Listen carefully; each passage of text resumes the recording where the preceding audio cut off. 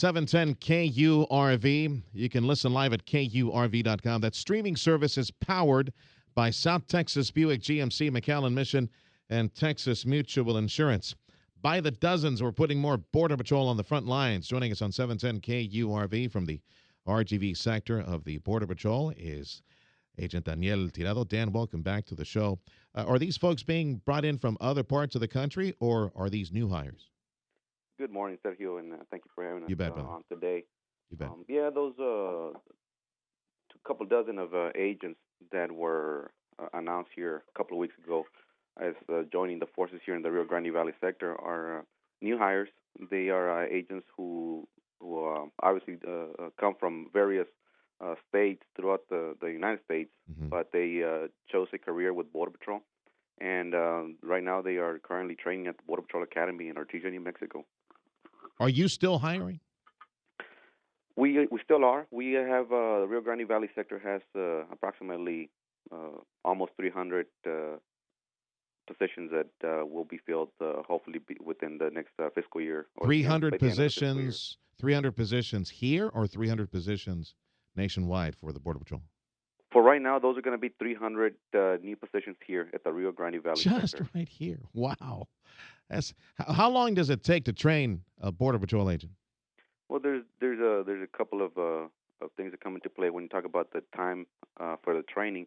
One of them is depending on their Spanish fluency. If they can speak Spanish, their academy time is kind of shortened by approximately 40 days, calendar days, or working days. I'm sorry. So it varies on individuals, but nevertheless, once they finish the academy training, they do receive additional training out at the stations, out on the field, to finish up that training that they began at the academy. You know, I understand the whole Spanish thing, but considering OTMs of late, especially from Africa, Eritrea, and Sudan, and all these other places I can't even pronounce, it almost seems like you guys need to learn whatever the lingo is over there. We've been seeing a lot of OTMs, especially from that part of the world of late. Well, you know what? The most common language that we encounter is the Spanish language.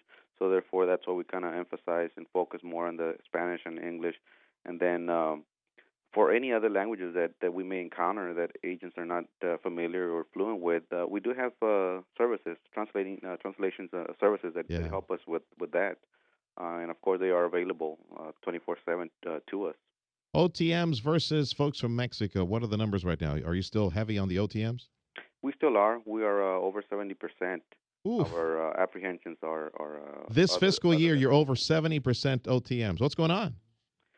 Well, I mean, there's many. There could be many factors. Normally, it would be the nationals of Mexico that would make up the majority.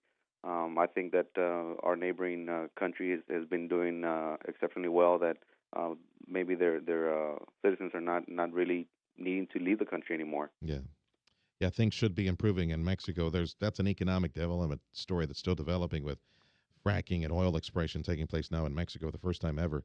Energy reforms down there. But back to the Border Patrol sector, Daniel Tirado from RGV Border Patrol joining us right now on 710 KURV. We have seen a rash of stash house stories of late.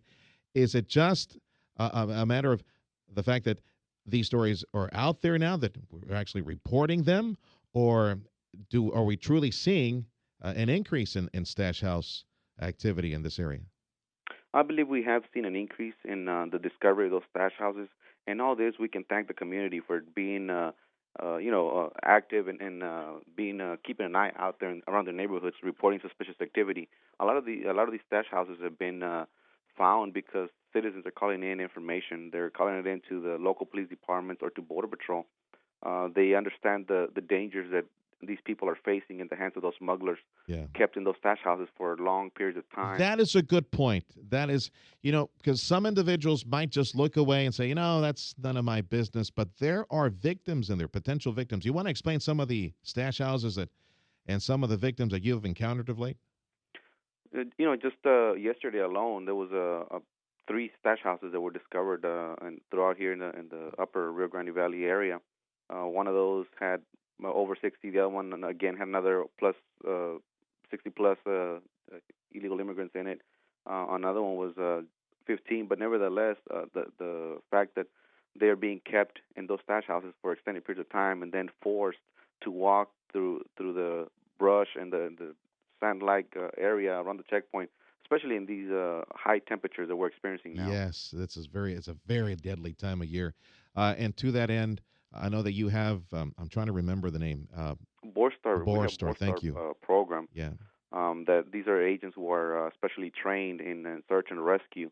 So during these times of extreme heat, these agents are deployed out there to go and hopefully prevent anybody from dying out there in the brush. Are you doubling your efforts and training more agents to be those Boar Star responders? Those Borstar positions are a volunteer, and they are constantly training up agents. Yeah.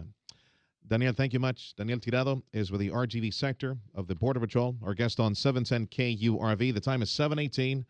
News is a service of Lone Star National Bank, bringing the bank to you in the Rio Grande Valley and San Antonio. Lone Star National Bank is the Valley's bank.